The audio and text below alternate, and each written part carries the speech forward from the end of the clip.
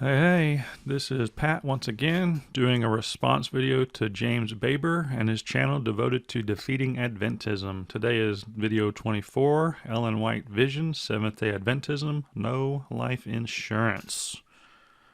Let's see what James has in store for us today.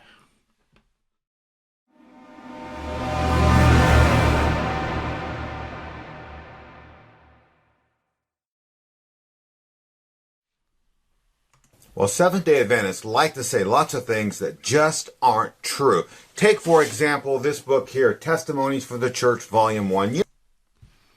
Yeah, this book right here, Testimonies for the Church, Volume 1.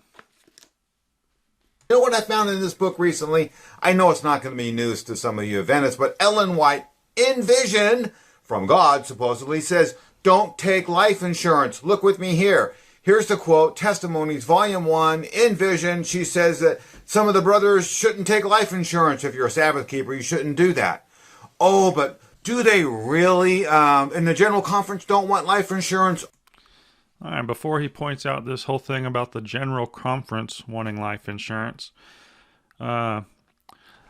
the one thing I do find kind of irritating about James's videos is he never provides source material for where he's getting the information. I have to go dig it up myself. Yeah, sure, he said in this book on this page, but I mean just links. Like the average viewer doesn't have access to the book. The average viewer is not going to take the time to go do a Google search to find the page and read the article.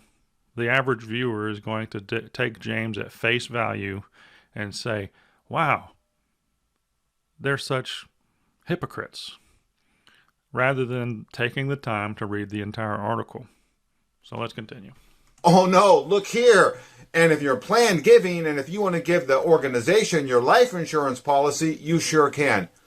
This Seventh-day Adventist religion is just a bunch of hypocrites. Ellen White's supposed to just point you to the Bible. Where does the Bible say not take life insurance? Ellen White says it. The Bible doesn't say it. This woman is a false teacher.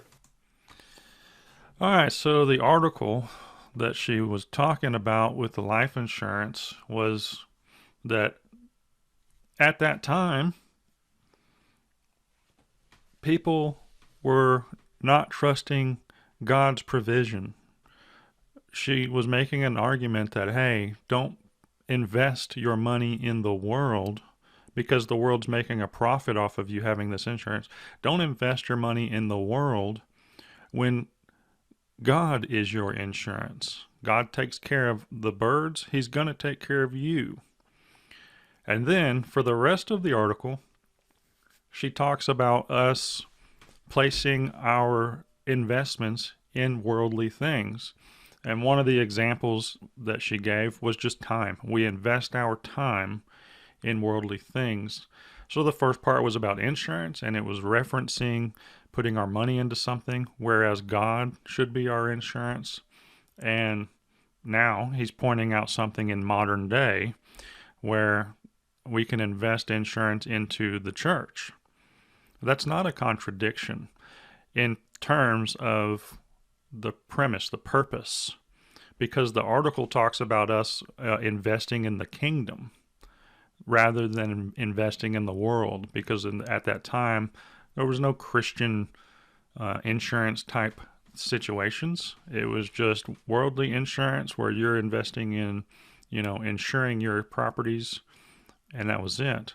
The type of insurance situation that the Seventh-day Adventist Church is actually advocating for in the post that he very briefly showed is that, yes, put together your stuff, and when you pass away, invest it back into missions. Now, let's completely disregard what church you're in. Let's disregard Mormons. Let's disregard Baptists. Let's disregard all of them. Just the kingdom of God, period. James is essentially advocating for you should not invest your material goods back into the kingdom when you pass away. That's what the church was saying. At the time, Ellen White, don't get insurance because you're using your money on something that is telling the world that you are not focused and faithful in the idea that Christ is your insurance. And also, here's a bunch of other ways that we're showing the world that we're not invested. And you know what? If we're going to invest today via our insurance, let's turn it around and invest into the kingdom. Now, for this particular church, it happens to be saying, hey, invest back into the church. Invest back into the missions of what the church is doing, what the church is attempting to do globally. So, anytime James pulls up a sentence like that, I encourage everyone to read the entire article because there's context involved. You know, why does she not want you to do this thing? Oh, because there are better ways to invest into the kingdom.